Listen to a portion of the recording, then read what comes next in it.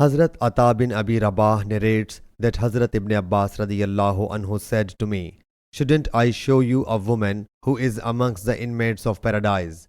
Ata replied, "Why not?" He said, "This black woman visited the Prophet sallallahu alaihi wasallam and submitted, 'I get epileptic fits and became exposed, so invoke to Allah Jalla Jalaluhu for me.'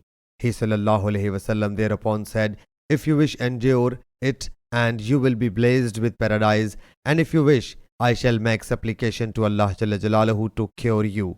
She submitted, 'I will remain patient, but I become uncovered. So please make invocation to Allah Jalla Jalaluhu that I may not get uncovered.' He sallallahu alaihi wasallam thereupon made supplication for her."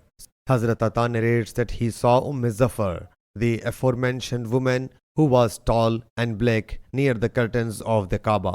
Sahih Bukhari, Hadith number 5652.